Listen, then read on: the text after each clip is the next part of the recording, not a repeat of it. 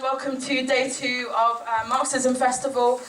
Today's meeting will be Revolutionaries and Elections with Joseph Choonara, who is a UCU striker who was on strike yesterday, actually, and also a Central Committee member of the Socialist Worker Party. He is going to be speaking for 35 minutes, and then we will have a discussion, and then we will bring Joseph back for about 10 minutes at the end. So yeah, I think get started. Okay, I will get started. Can people hear me? Yeah, brilliant. I'm going to be speaking about an article I've written for International Socialism. It's a very long article. The editor, who is also me, was very indulgent. But I can only really summarise the article, so please do buy a copy and read it. Why am I writing about and speaking about revolutions and elections? Because in the coming year, this issue is going to rise up the political agenda quite fast for a number of reasons in Britain, not least because it now looks very likely that Jeremy Corbyn and potentially Diane Abbott will stand for election against the party that they once led, the Labour Party, as independent candidates, and we'll be posed with the question of what do we think about that, what do we say about that. We face the prospect of a Starmer administration coming to power, which will be an extraordinarily right-wing Labour government next year, and what the left does in response to that. And up in Scotland, I'm not going to talk at length because there are other meetings discussing it, but we face really the exhaustion of the SNP's project for Scottish independence and all kinds of questions that are posed by that. So the issue of elections is going to be very important in the coming period for the left. Now, let me start with the ABC argument. Why the hell do revolutionaries, and I count myself a revolutionary, why do we care about elections anyway? Given that our purpose as revolutionaries is to overthrow capitalism and to disperse and destroy all the institutions of parliamentary democracy and replace them with a much, much higher form of democracy based on mass struggle from below. We want real democracy, not the kind of sham democracy we have in Parliament. This is the ABC of revolutionary politics for us. For revolutionaries, as Lenin pointed out about 100 years ago, of course Parliament is obsolete. We don't have any illusions in Parliament. But we are also trying to relate to a working class movement in which Parliament is far from obsolete, in which working class people in different ways quite understandably have illusions in Parliament and parliamentary reform. And in that context, as Lenin pointed out in his pamphlet, Left-Wing Communism in the 1920s, it's necessary to use and exploit elections and the parliamentary tribune to spread the message of socialism. There's a long history going back to the Bolshevik Party of using far less democratic institutions even than our House of Commons to try to make socialist propaganda, build the movement outside of Parliament and use it as a platform to project our politics. And revolutionaries still try to do that today. There's lots of examples in Ireland, in Argentina, and lots of other examples we could look to where revolutionaries have used the parliamentary tribune. The goal of standing elections and going into Parliament for us, to be clear, is not to form a government within capitalist society, to preside over capitalist society from the capitalist state. It's not what the Bolivian Trotskyists used to call, they used to say it's about worker ministers, it's not to become the vulgar pimps of the bourgeoisie. They have a nice turn of phrase in Bolivian Trotskyism. And if we ever reach a point where the Socialist Workers' Party, of which I'm a member, has a majority of MPs in Parliament and forms a government, I hope we're already on the point of insurrection, and I hope that it's not on the basis of forming a capitalist government to preside over the capitalist system. So let's be clear about that. Now, the problem in recent decades has not been revolutionaries going into Parliament in Britain and getting enmeshed in the workings of government. Quite the opposite. The problem in Britain for the last 50 or 60 years is that revolutionaries have not had a sufficient base to credibly stand in and win elections to Parliament. There's lots of experiments I talk about in my article, the attempts of the forerunners of the Socialist Workers' Party in the 1970s to stand for people for Parliament. They were not, by and large, in that time, good experiences, and if I stood today in Leicester, where I live, I doubt I would get more than the 1 or 2% that is the trot vote across Europe, even on a very, very good day. The problem has been the lack of a base for revolutionaries, and therefore that's made it very, very difficult for the Socialist Workers' Party to run candidates. And it would be fantastic if the SWP could run candidates and use elections to popularise their ideas. Under those circumstances, organisations like the Socialist Workers' Party have often been in a position where we've had to call for a critical vote for Labour, to vote for Labour without illusions. This is very important.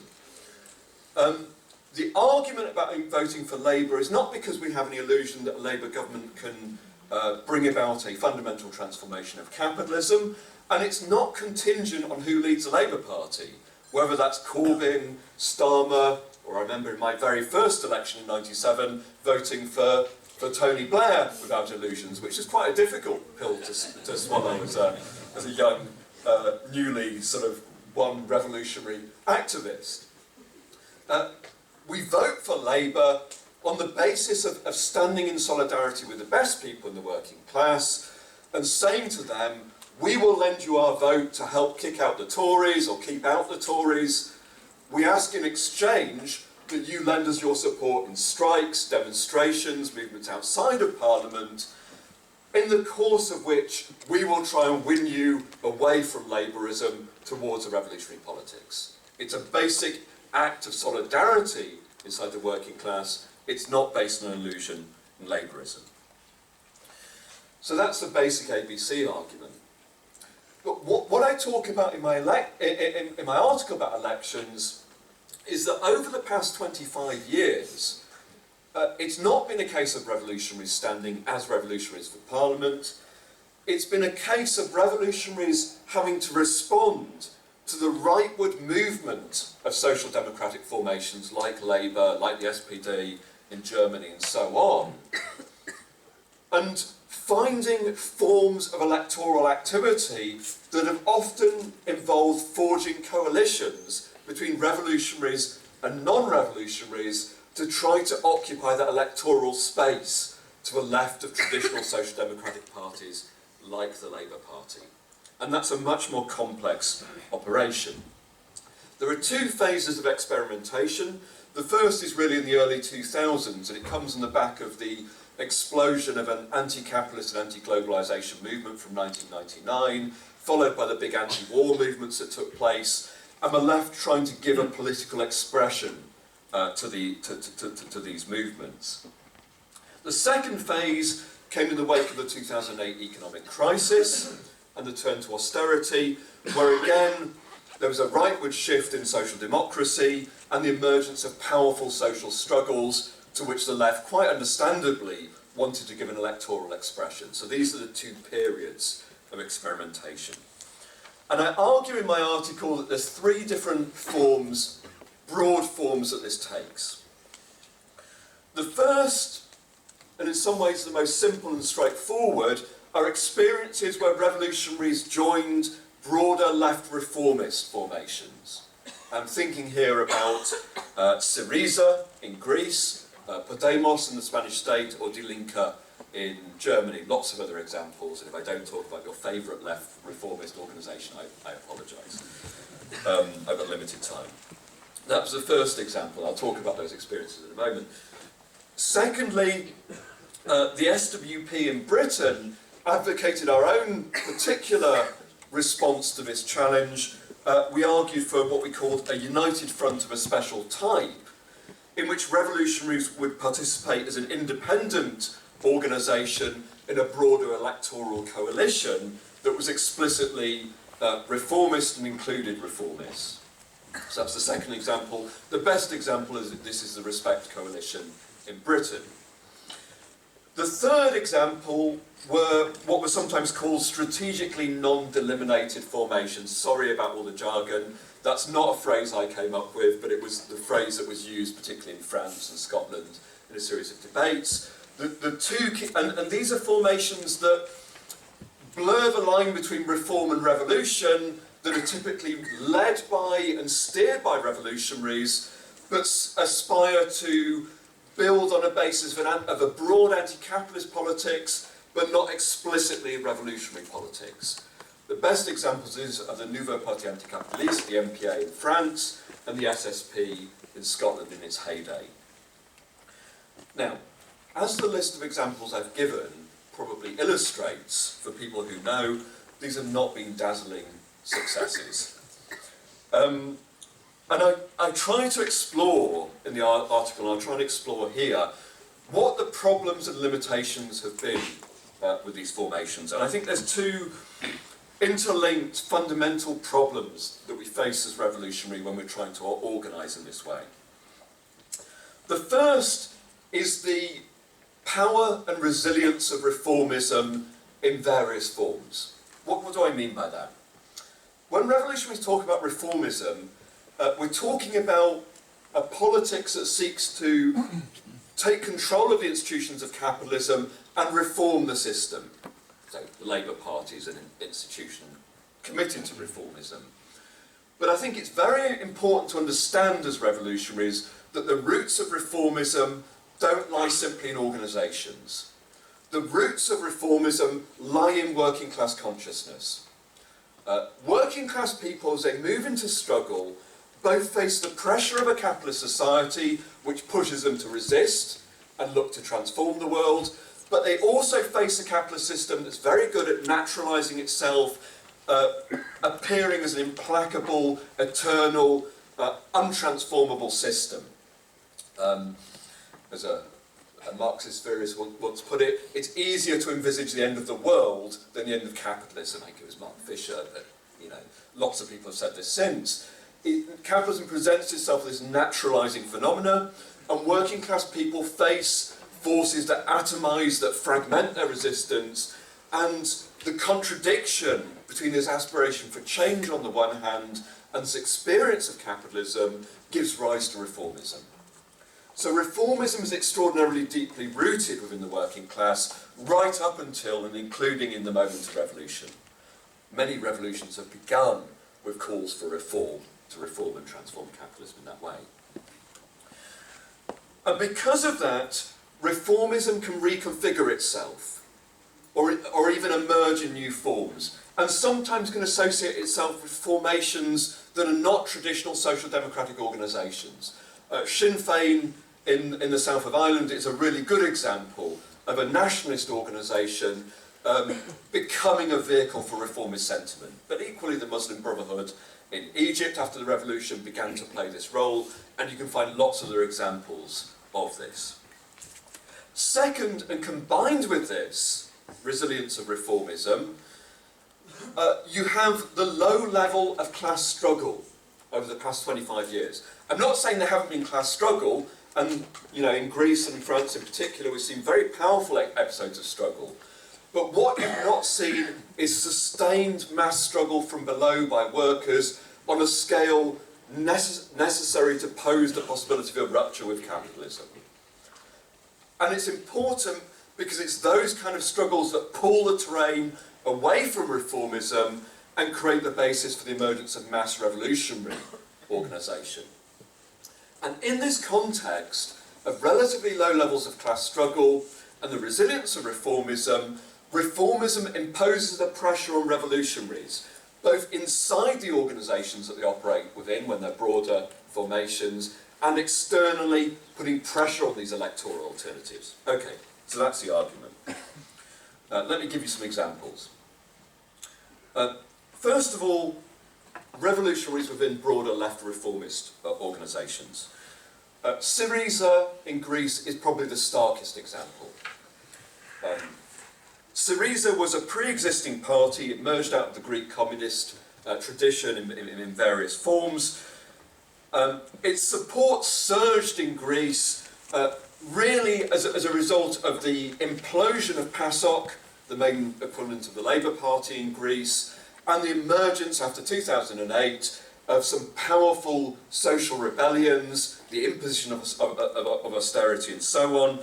And this projected Syriza to the point at which Alexis Tsipras became the first person in Western Europe from left to the left of the traditional social democratic tradition to be elected as a leader of a capitalist government. 2015, Syriza take power, projected to power by this rebellion from below and by the extent of the attacks on the Greek working class. But very rapidly in office, Syriza capitulate to pressure from the Greek ruling class and the broader European ruling class, the capitalist classes, to impose austerity and begin to attack the very people who elected it to office, causing enormous discontent as it imposes its austerity programme. And people may have seen that Syriza has recently been punished in elections that have taken place in Greece, and a couple of days ago, right on cue, Tsipras resigned as the leader of Syriza. In many ways, this is the end of the sort of cycle of the rise and crisis and then fall of Syriza. It illustrates very clearly how this very radical-seeming organisation, and Syriza appeared much more radical than Corbynism, much more radical than many of the sort of mainstream social democratic projects, even at their most radical, talked about class struggle and extra-parliamentary struggle and so on. As these left reformist organisations approach power, though, they're tested extraordinarily harshly. And what we've found from experience over 25 years is that they tend to systematically subordinate the extra-parliamentary struggle to parliamentary success. They tend to absorb the energies of the movement and direct them into the parliamentary channel. So, to quote one spokesperson for the party in 2012, when Syriza is beginning to make its breakthrough, this is the quote: "We cannot speak the same way as we did when we had 4% of the vote, now that we have 27% of the vote." In other words, it was okay to talk about street movements when we were a small minority party trying to build a base, but now we have a credible chance of taking office. We have to tame the left wing of the organisation. We have to subordinate everything to the parliamentary channel. As the reformist character of Syriza becomes clear when it takes office and engages in these compromises, the revolutionary currents within Syriza, which were quite sizable early in the history of Syriza, break with the organisation. But here it's very important to say they do not take with them the mass base of Syriza. It was not an experience in which they went in with hundreds of people and left with tens of thousands of people. It was an experience where they were pulverised by the experience and left with relatively little. The second example, Podemos in the Spanish state. Again, it's projected, it's catapulted towards power by the crisis in the Eurozone and the scale of resistance, the occupation of squares that takes place in the Spanish state, which evokes a rejection of the entire political system, and Podemos try to crystallise that. They use what they explicitly say is a left populist rhetoric, and they say this is a rebellion of the people against what they call the caste. And the caste includes not just the right-wing politicians, but the traditional left-wing social democratic politicians, the Communist Party, and so on. They say, reject all of this. We need a new kind of politics in the Spanish state, built around these kind of movements.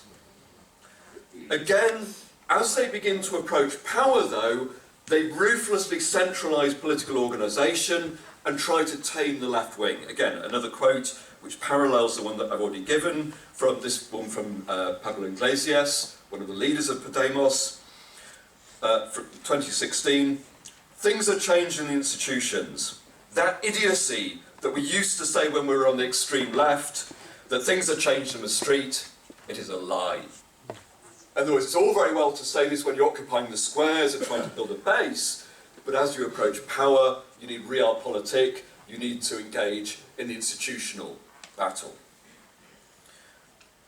As with Syriza, you find the institutionalisation and taming of Podemos. As the movement begins to recede, Podemos has to confront the institutions of parliamentary democracy in the Spanish state. This means, first of all, forming a deal with the Communist Party in the Spanish state, forming a coalition with them, and then ultimately going into government with the mainstream social democratic organisation and policing Spanish capitalism at the time of pandemic. The result of that, as we've seen in recent months, is Podemos being brutally punished by voters in regional elections, plunging Podemos into crisis. Again, there were revolutionaries within Podemos who saw it as a vehicle for bringing about change. They left once Podemos went into office, but they didn't take with them a substantial chunk of Podemos's base. They didn't emerge with much more than they went in to Podemos.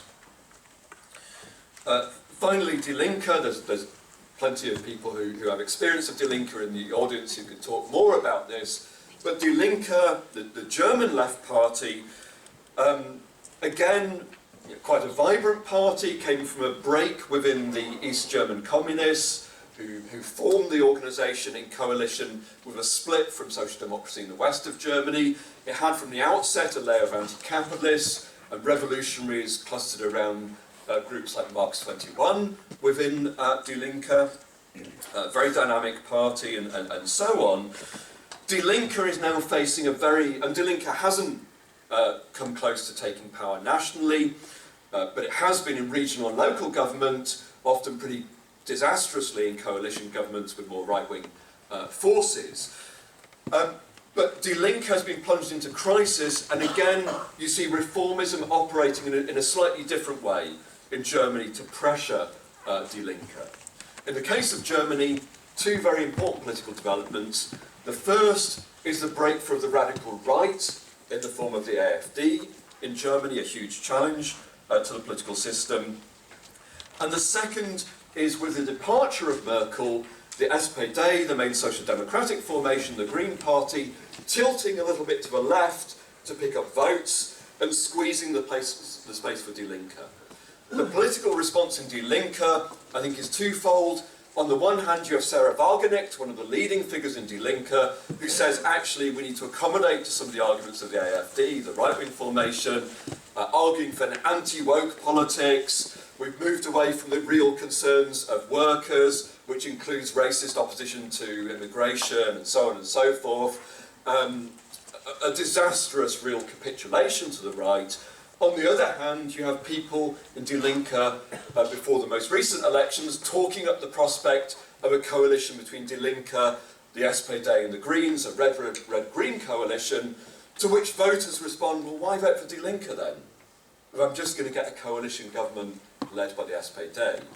And what you get at the election is people deserting Die Linke in droves, the vote of the organisation plummeting, lost 2 million votes, half of its total at the previous election, and a deep crisis beginning to develop in Die Linke, out of this pressure of reformism. For the revolutionaries in Die Linke, having been in the organisation for 16 years, you also see the pressure to accommodate to reformism that comes with situating yourself in these organisations. Whatever the arguments for joining Die Linke, it's very clear that elements within the revolutionary left, within Marx 21, have accommodated to that. So much so that sections of Marx 21 today are engaged in selling their services for a consultancy firm to the trade union bureaucracy in Germany. A horrible concession towards reformism. And we have to understand both the pressure externally of reformism on these organisations and what it means for revolutionaries trying to operate in this context. Equally, the idea that in order to engage in broader movements, you have to first win the broader reformist organisation. It's very, very powerful if you win the reformist organisation, but if you don't, it's a major obstacle to driving through the kind of movements that revolutionaries want to launch and engage in. All these pressures from reformism are brought to bear on revolutionary organisation in this context. So that's the first set of examples. Second set of examples are what we call the United Front of the special type. And it's important to say that Britain is the key example. I'm going to be quite critical. Just as I'm not just going to criticise our friends in continental Europe, I think it's important we understand the limitations of our own practice and our own experiences as well. The United Front of a special kind was in a sense a response to these kind of problems, and it argued that what we should try and do is preserve the independence and freedom of movement of revolutionaries in these broader formations. So yes, we're going to run on the basis of a left reformist project to try to break the hold of labourism on the working class and create the conditions for the formation of a bigger, more radical left. But we're going to do so as independent revolutionaries in coalition with broader forces. The advantage of this is it means revolutionaries can operate in a range of different terrains quite easily. So on the one hand, you can work with one set of reformists to challenge Labour at the elections. On the other hand, when it comes to fighting the fascists, you can unite with sections of the Labour Party, link arms and fight the fascists at the same time. So your participation in electoral work against Labour doesn't necessarily inhibit your ability to work with elements of Labourism in other broader United Front projects against war, fighting fascism, within the trade union movement and so on. That's the kind of logic of the United Front of a special kind. Now, the United Front concept, there are other meetings at Marxism that will address this, the logic of the United Front is that revolutionaries agree to unite with reformists and reformist leaders to fulfil specific campaigning demands, fighting against fascism, for example, or fighting against a war and so on. It was pioneered by Leon Trotsky in the 20s and 30s and very much intertwined with his conception of the fight against fascism in Germany. And the argument is we unite with the reformist leaders, or those that are prepared to unite with us. We use that to pull a base of workers around us, and in the context of a struggle, we show the superiority of our arguments, tactics and ideas. This works really well if you're fighting fascism. Because if you're fighting fascism, the most effective method of fighting is to confront the fascists, to stop them mobilising through militant mass mobilisations of working class populations. That's how we fight the fascists. And it is the most effective way of fighting fascism, as we've demonstrated over many, many decades. If you're fighting in the trade unions, it is the most effective way to impose a pressure on the union leaders not to sell out and negotiate, and to drive for a militant collective method of struggle. You can win people on that basis. What's the problem with elections? The problem with elections is that reformists are much, much better at them than revolutionaries are. That's a reality that we discover. The electoral terrain is very difficult terrain because elections are won on the basis of individual votes of workers in quite a fragmented context. And making concessions to the right is a very, very good move if you want to win an election in most normal times. It will be very different in a revolutionary situation and so on, but in that specific context, the right wing has advantages. And that logic of the United Front then begins to break down in that context. The example of Respect shows this very clearly.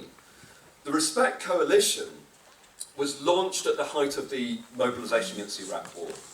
And it was a good instinct, because what we were saying is there's 2 million people on the street marching against the war, against an unpopular leader of the Labour Party, Tony Blair, who's prosecuting this war. We need to give it a political expression.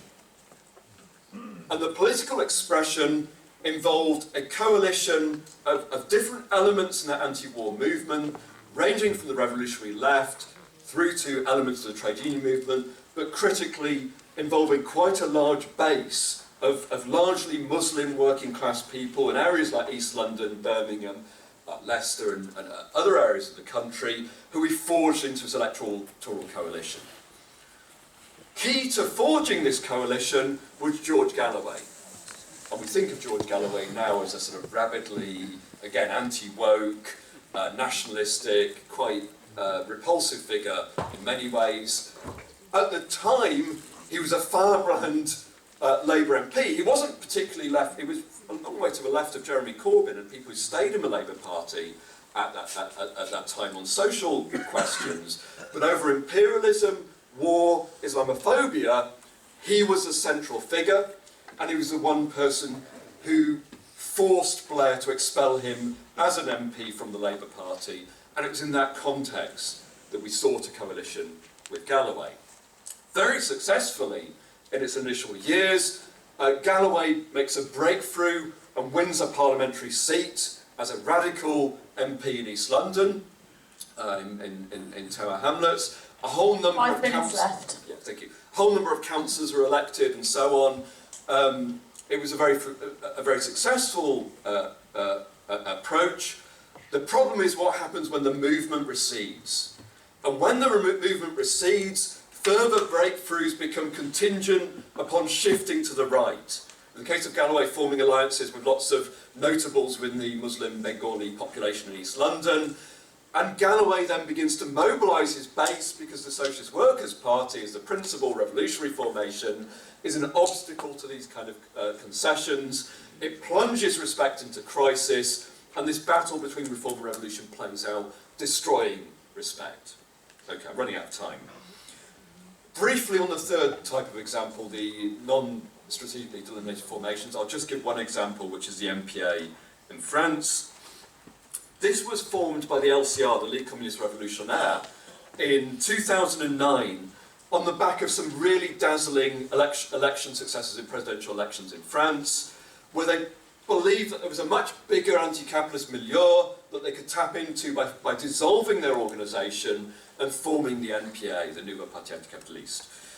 At its launch, it had 9,000 members, 3 times the size of the LCR. Phenomenal success. Very exciting development. The LCR, as I say, dissolved itself, but they occupied key positions in the leadership. And their argument was this will be an anti-capitalist formation, and this will be a barrier to forming the kind of anti-neoliberal coalition that Podemos have formed in the Spanish state, or that Die Linke aspired to form in Germany. The problem for this formation, and I should say, the MPA is in very, very deep crisis now. From 9,000 members to fewer than 2,000, and just suffered a fairly cataclysmic split. It's been a pretty punishing and disastrous experience. What was the problem with this? I think the problem is, although they located themselves in an anti-capitalist formation, they were reliant on winning the votes of largely reformist workers who expected them to be able to come to power and reform French capitalism. Nothing wrong with appealing to those workers. The problems for the MPA emerge when Jean-Luc Mélenchon emerges as a much more effective and powerful left reformist, forging a new, the Parti de Gauche and later the Front de Gauche, a much more powerful coalition of left reformist formations that are able to occupy this space that the MPA had sought to occupy electorally. This begins to squeeze the space for the MPA, plunging the organisation into crisis.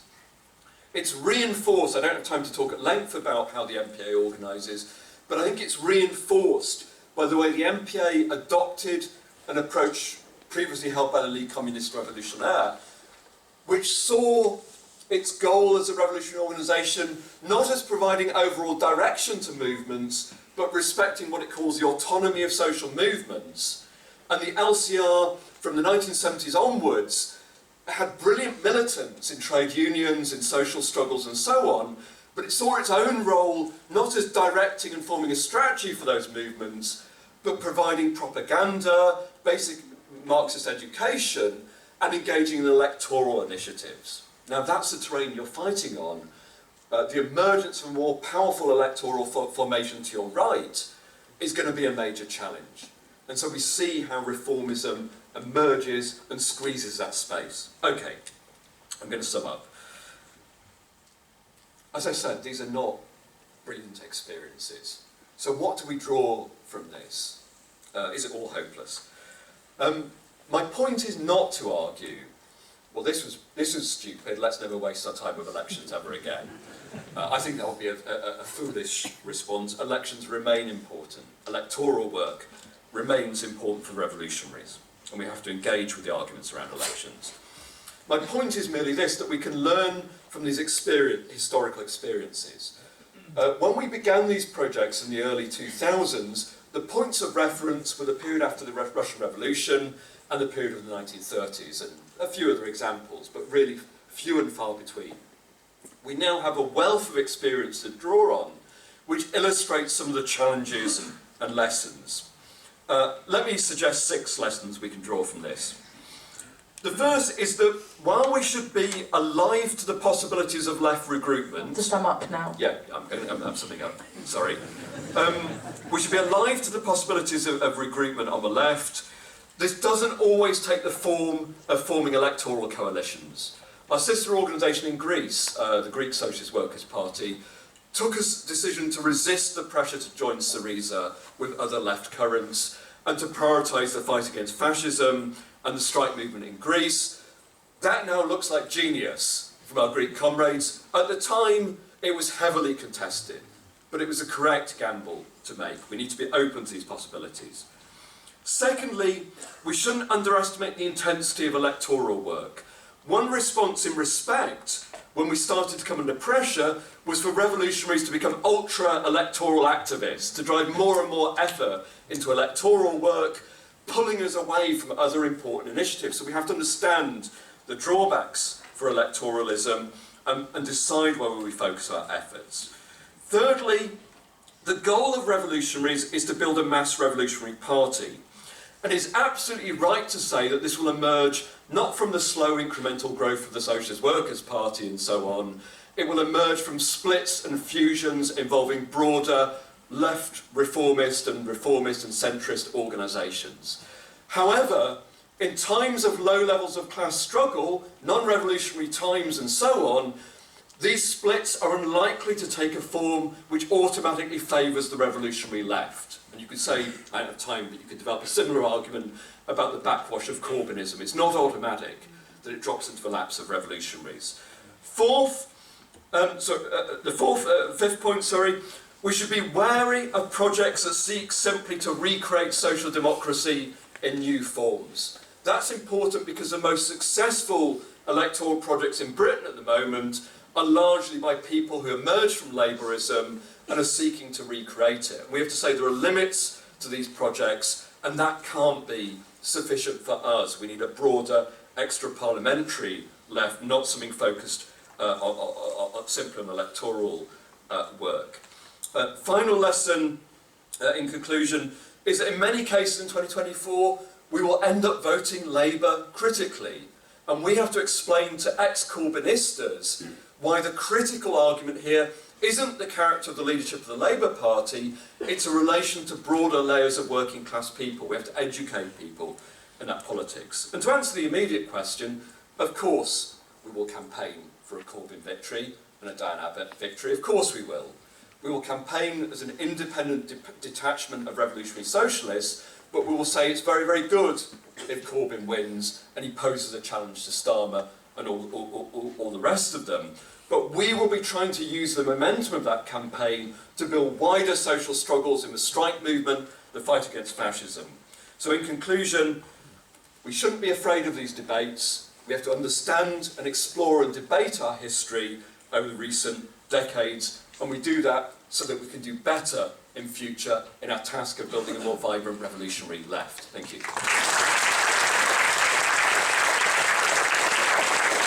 Thank you, Joseph. We're just going to have about 2 minutes of discussion in little groups, just to break the ice a bit. So we'll do that for about 2 minutes. And we operate within it, and we are its leadership.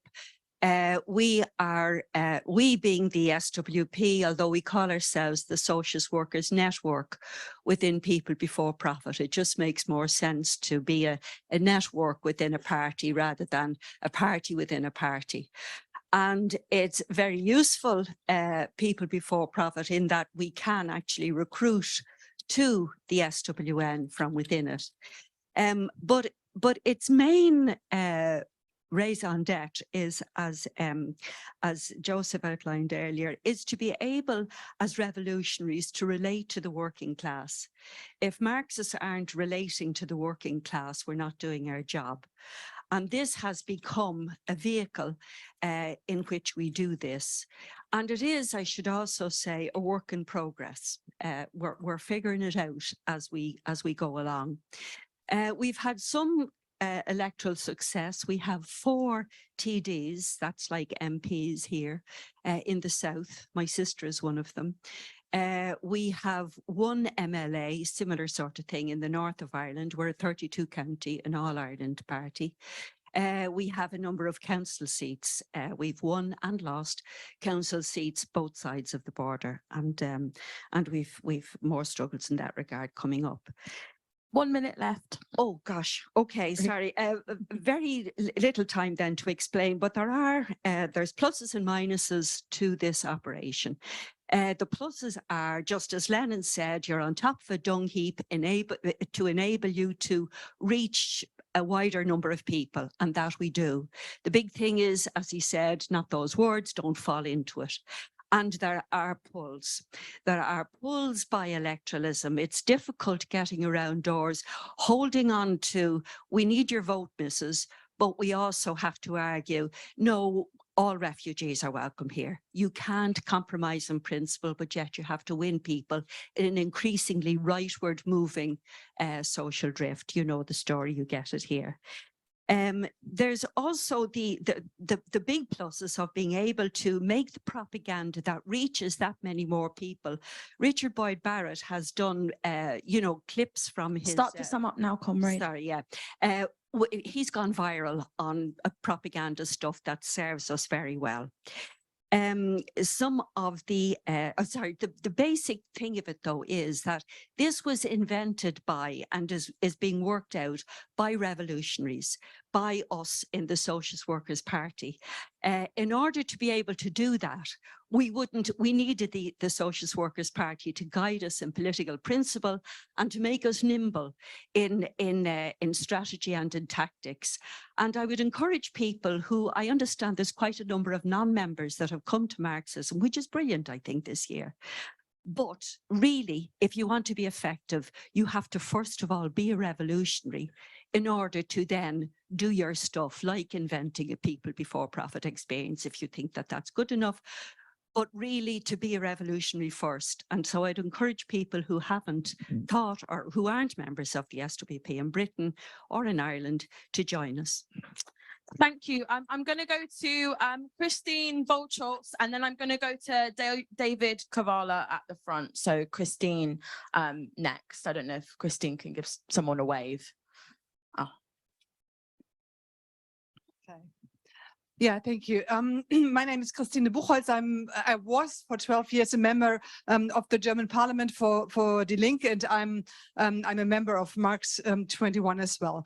So Lenin said, referring to the parliamentary group of the Bolsheviks in the Duma, that revolutionaries never can be the general staff, but the trumpeter, the scouts, or the auxiliary troops for the extra parliamentary movements. And I think this is very correct. And what Die Linke did in the first years of its existence was exactly this.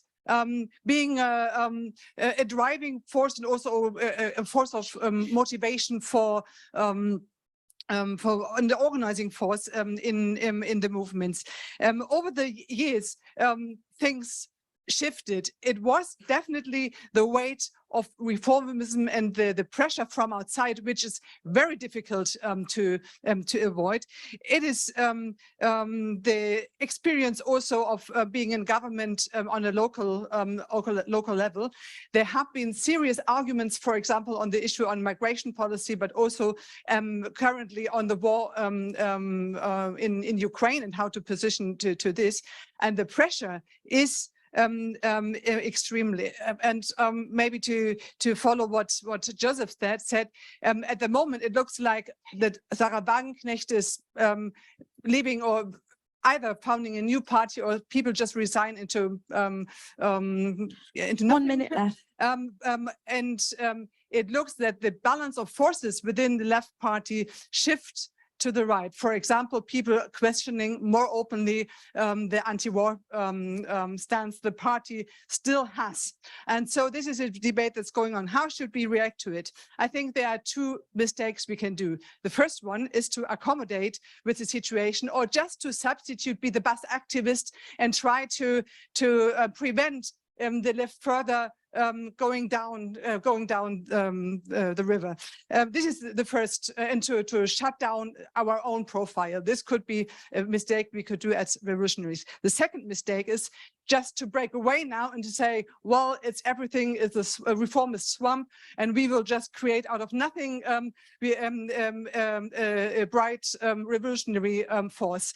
I think we really have to be clear about the nature of reformism. We have to show what the next steps are, and we have to organize people. I think we have to be clear in our political profile, and we have to organize people and take people with us and to fight in Die Linke, not to avoid the argument. And this is what we as revolutionaries have to do now. It's so important because the AfD is growing at the moment. Of course, people don't want to just give up a left force. We have to fight on the anti-racist and anti-fascist front. We have to fight on the anti-war front, and we have to support worker struggles. And this is our task, and to build a revolutionary organization which is able to give an orientation in all these struggles.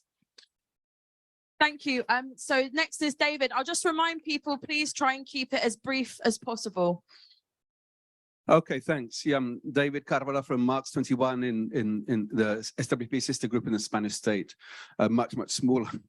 I wanted to comment about two things of Podemos and a more radical formation.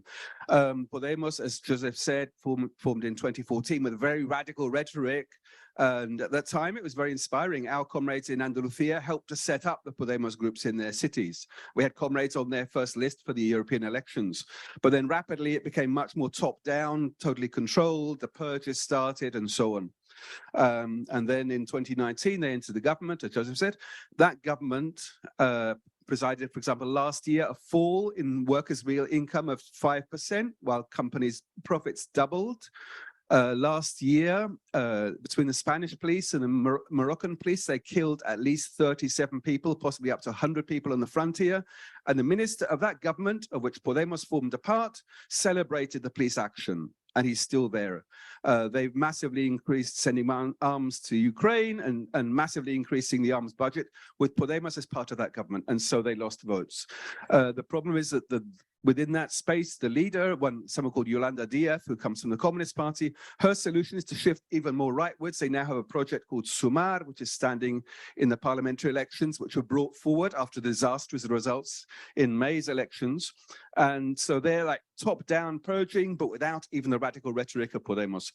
The other example that should be better, and it is, but it's not so much in Catalonia, the Popular Unity candidacy of the anti-capitalist left. Comrade. Stood in elections saying we'll have one foot in parliament and lots of feet in the movements. But in reality, they just pulled into the institutions. They've got 300 councillors, they have had up to 10 MPs, and so on. So it's good to hear their voice, but in practice, they pulled into the institutions and also working alongside the right wing in the independentist movement. So for our small group, our main orientation on the elections is to say, okay, vote for the left, but the key thing is to build the movement against the far right. So with the Stop Vox in Catalonia, we are a key part of the United Front against fascism. Our comrades lead some of those local groups. And so that is a way for us as a tiny group of actually relating to ordinary working people, not as an electoral campaign, because we can't, but ordinary working people in the different neighborhoods who are worried about the rise of the far right. We can work directly with those people, building campaigns, building struggles. So we're relating to the election problem, and there's elections on the 23rd of July when Vox could well become part of a Spanish government. Sum up now, comrade. The Trumpite Tories. We can influence in that as long as we work with people and fight for our own politics, winning people from the United Front to our group.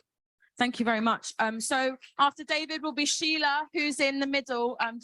Give a wave, and then after that it will be Helen O'Sullivan.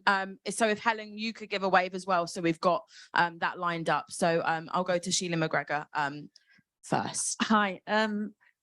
I'm from Tower Hamlets, which Joseph mentioned was where one of the really strong bases of respect, because I want to be critical about what we did as part of also raising issues about what is happening in Germany. You see, I think the mistake that the pull of after the Stop the War movement, I mean, when we saw the mobilization around the Stop the War movement, I remember going to the Friends Meeting House and seeing, you know, hundreds of Muslim women turning out to be part of rallies against the war, against imperialism.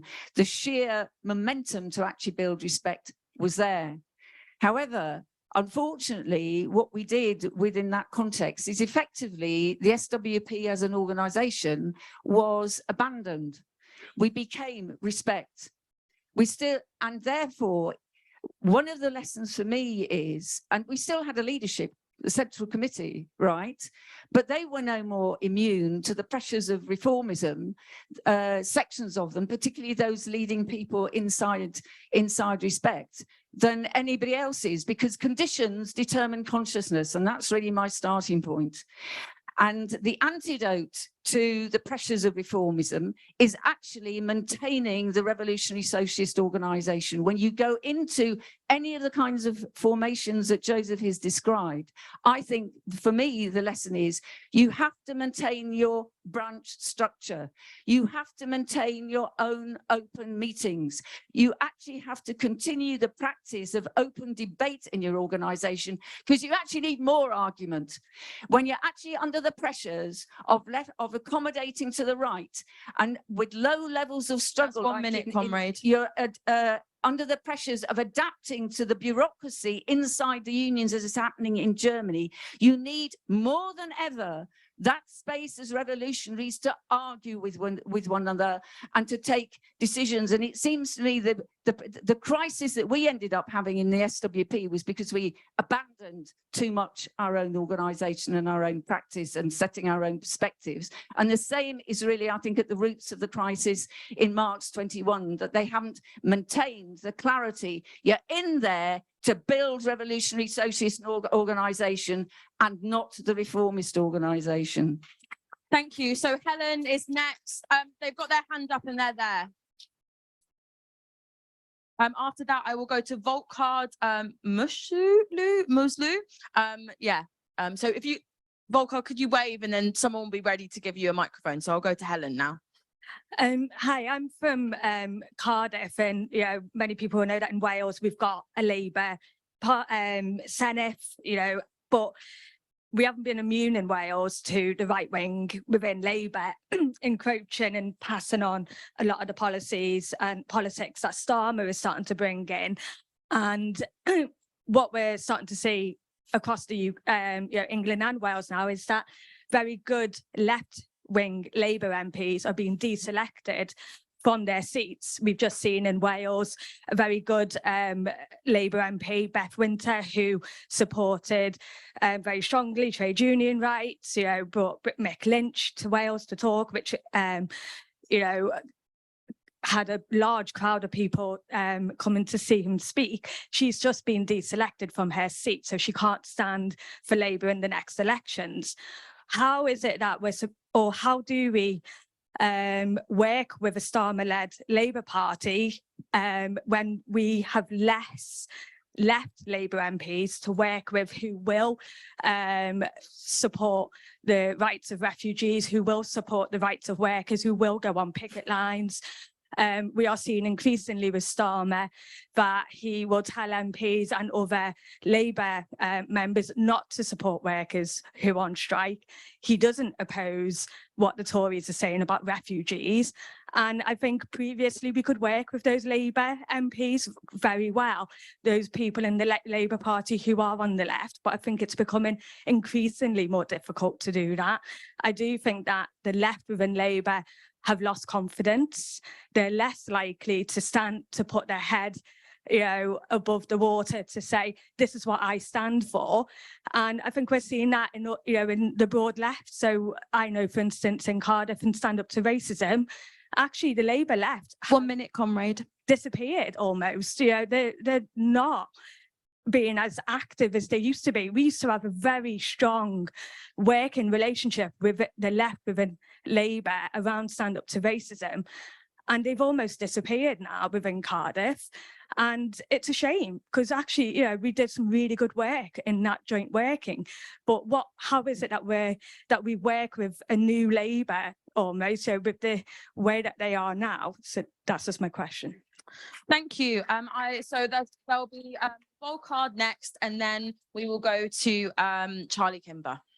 My name is Volkard Mosler. I come from Marx 21 in Germany. And I want to say something about the left party. I always supported that the independence of the revolutionary organization of SEC against Syriza, what the Choonara said in the beginning. And I think there was a difference between the main difference between Greece and Germany. Why we went into the left party is that we had a very low level of class struggle all those years. And in Greece, it was a complete different picture there. And I think, and also the question of forces between our group and the left generally, so was weaker than in Greece. So I think that's why it was correct to go into the left party. And I think I'm not so sure how deep the crisis is of the left party. People have left the party, some of them, they dropped into inactivity. But I would say from the 60,000 members, probably 2,000 have left, another 2,000 might have joined. I don't see the real deep crisis. I can't go into it. I want to say something else. I think I'm very sorry that Comrade Choonara made its strong attack against our trade union work being organized by a firm. You didn't prove your point. You said you proved it by there is a firm. Yeah, that's what all you said. You didn't prove that we adapt to the union bureaucracy. On the contrary, we led strikes in about 20 hospitals now, of 10 hospitals now, and we gained about 30, 40 members for Marx 21 from ordinary staff in these strikes. Strike leaders we organized into our group, not to in the left party. They hesitate to join the left party because it's too right wing for them. So I think and we also organized a network, started to organize a rank and file organization within the hospitals of between about 20. I was in the founding session there, meeting, and there were about 70 ordinary workers from the hospitals who built a network of rank and file members there. So start to sum up now, comrade. So I think the real problem is that the revolutionary left has been separated from the working class for years and years and years. And I think this is the first time Marx 21, in my experience, it is taking roots into the working class. And this is very important, and I'm very proud of it. Thank you. So Charlie Kimber at the front will be our last speaker before Joseph comes back. It's important to emphasize how limited parliamentary democracy is. The sorts of democracy that we are voting for in elections is incredibly constrained and cramped. Think of its corruption. Think of its lack of accountability, how difficult it is to get rid of an MP, even like bloody Boris Johnson. Think predominantly how power doesn't lie in Parliament. If you ever wanted an example of it, look at the destruction of the Liz Truss government, one of their own governments, a government the ruling class should have trusted. When it went against what the bankers wanted, they destroyed it overnight. That's what they did to a Tory government. Imagine what they would do to a government that they really thought was encroaching upon their interests. None of that means that elections don't matter. I think Sheila was right about Tower Hamlets and the period after the Iraq War. But I think it was necessary for revolutionaries and socialists to think about, when you have a mass movement on the streets, it has to be given some political shape. It has to be given some political edge. And this question will re-emerge. And it won't be enough simply to say, join the Socialist Workers' Party. It will be right to say join the Socialist Workers' Party, but there will be moments when the question of elections will re-emerge again. And the point about this meeting and Joseph's article is not to say that we will never engage in such struggles, but to do it better next time. To do it better that you learn from the past about how to keep a focus on the question of class struggle, the question of socialist organization, because what seems attractive to people always is to say, let's do both. Let's do elections and do the question of struggle. And of course, there are times when it's possible to do so. But the reality is, one always disciplines the other. And you see it very strongly. We'll vote for Jeremy Corbyn in Islington North if he stands. But when Corbyn was Labour leader, he consistently compromised. He consistently gave in to the right. Why did Jeremy Corbyn, an opponent of all nuclear weapons, twice go into a general election saying that he would update the Trident nuclear program because it was necessary to keep the right-wing forces inside his party and the trade union leaders on board? Why did he go in saying we'll have 20,000 extra cops when he knows that the role that cops play in capitalist society? Why did Corbyn and McDonnell go to picket lines but never went to a picket line when people were striking against the Labour Council? Because of all the pressures of reformism and electoralism, which also can hit revolutionaries. And therefore, what we have to learn is not that we rule out electoral work, but we have to do it better. And crucially, the struggle and revolutionary organisation must always have primacy. Thank you to all of those who spoke. I'm really sorry to people who didn't get called. Yeah, we didn't have that much time. So I will go to Joseph now to sum up for about 10 minutes. Yeah, so thanks a lot for the discussion. It's the beginning of a process of discussion, but we clearly need to talk about these experiences. We always say whenever one of these things goes wrong, we need to draw up a balance sheet. Well, okay, but let's draw up a balance sheet. Let's talk about the range of experiences, what's worked, what hasn't worked. Now, I don't want to have like a private argument with Volker Mosler from Germany here, but I just want to say a couple of things. It's a matter of public record that some of the leadership of Marx 21 run a consultancy that sells its services to the trade union bureaucracy in Germany. And that has implications for how you operate as an organisation. It has implications for the struggle. There were powerful struggles, and we've done very well in recruiting young workers, and that's very good. But the struggle was ultimately contained in Germany by the union bureaucracy, and therefore you have to mount a very fierce critique of the union bureaucracy, just as we have to do in Britain and every other country where we have these kind of episodes.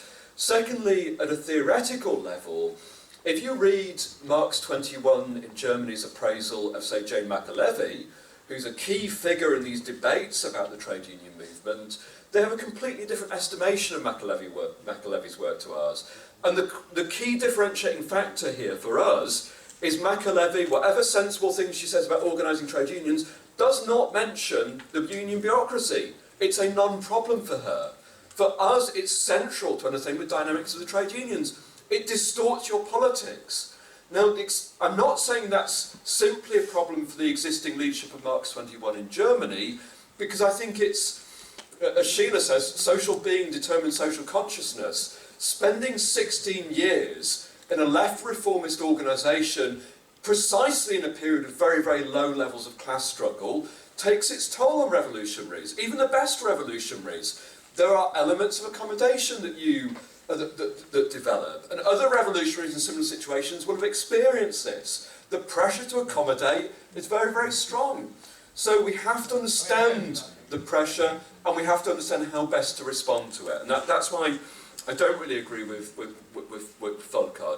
That's not to say that the instinct to join Die Linke when it formed was a bad instinct.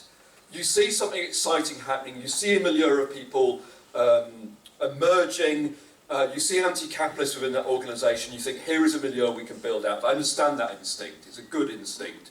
It's an instinct I want the revolutionary left to have. I think there were mistakes made in how the project formed. But we have to understand now Die Linke is in a profound crisis.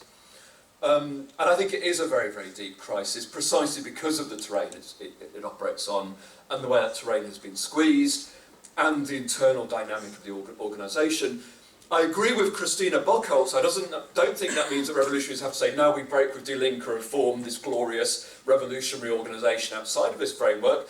There are tactical arguments about how you respond to that, but they're tactical arguments about how best we build a revolutionary current. And that's going to be a real challenge now for the German revolutionary left. Secondly, comrade from Wales raises the point, how do we work with a Starmer-led Labour Party? Look, the SWP is not going to conclude a united front with Keir Starmer. We could offer it, but he'd probably say no. And because everyone knows that, it's not a credible offer. And this is a point that Duncan Hallis made in a brilliant article he wrote years about the United Front, one of the founders of our organisation, Duncan Hallis. And he says, well, actually, you know, we have this formalistic notion of revolutionaries form a United Front with a reformist organisation. Doesn't necessarily mean the whole reformist organisation. Sometimes you can only work with a wing of the Labour Party, the left wing. Sometimes it's about identifying those left councillors. Sometimes it's about identifying elements within the trade union movement who will work with us. We want to do that. We still want to put pressure on reformists because it's still true that reformist organisation mobilises workers in a way that the SWP alone cannot. It makes a difference when Corbyn and Abbott and the rest of them speak at a Stand Up to Racism event. It changes the audience from a few dozen or a few hundred people to thousands of people. And if you get the people in the room and you can engage them in the struggle, that's a terrain in which you can have a serious debate about revolution and reform. If you can't do that, if you can't put those people in the room, it's a completely sterile debate. We're just talking to ourselves. So we need to apply the United Front method creatively to draw these people around us, and that will mean looking to different elements of reformism, pulling them into United Front work, and consistently arguing in the context of United Front. Easy to say, difficult to do. I'm really glad that Mary spoke from People Before Profit and Socialist Workers Network in Ireland. I didn't have time to talk about the experience in Ireland. Let me just say, for the record, that people like Richard Boyd Barrett, Breed Smith and all the rest of them, I'm very proud to have them as comrades. They've shown very well how you can use a parliamentary tribune to popularise socialist ideas, and I think there are definitely things we can learn from that experience. People Before Profit is a complex organisation. It's evolved from being something that I think was a little bit closer to how we envisage respect, to being something that in some ways, I think, and I argue this in the article, is a little bit closer to how the Nouveau Parti Anticapitaliste envisaged itself, in the sense that it doesn't present itself either as a revolutionary party or a reformist organisation. It sees itself as an organisation led by revolutionaries, which is working out these problems in practice. All I would say about that is that we have to be aware of the challenges that imposes.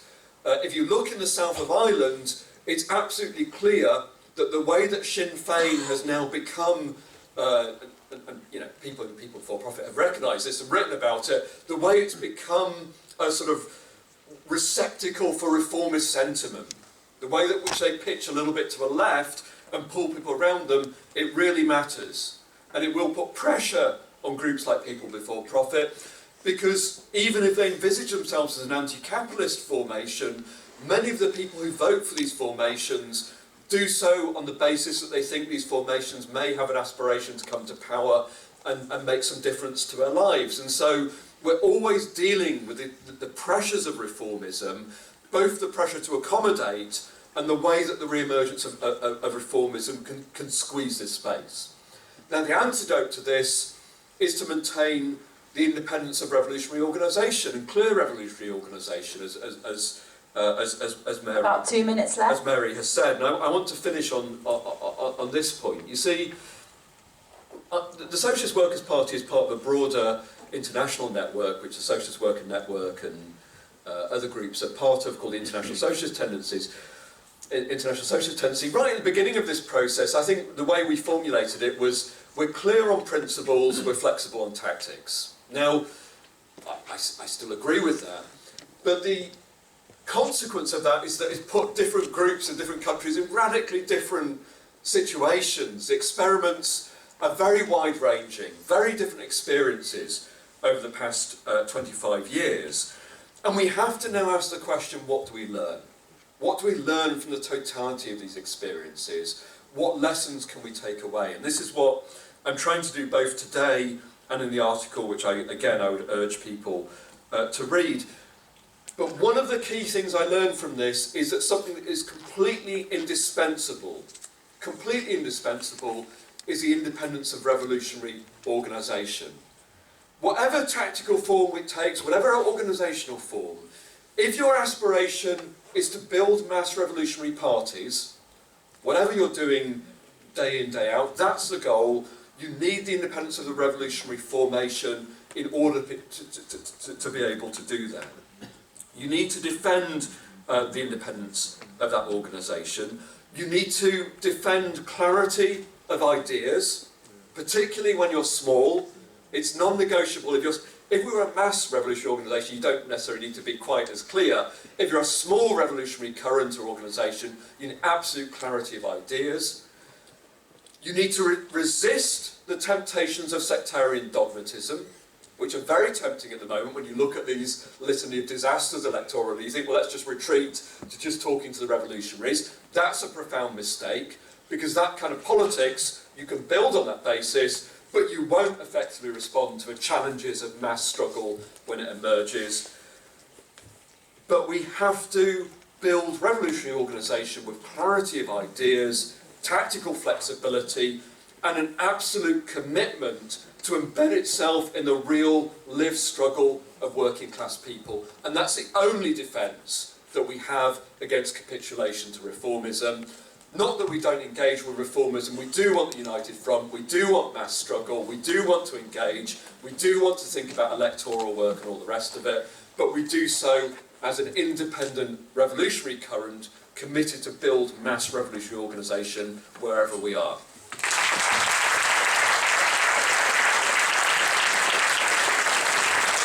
Thank you, Joseph. I'm sorry for the overrunning, and just to remind everyone that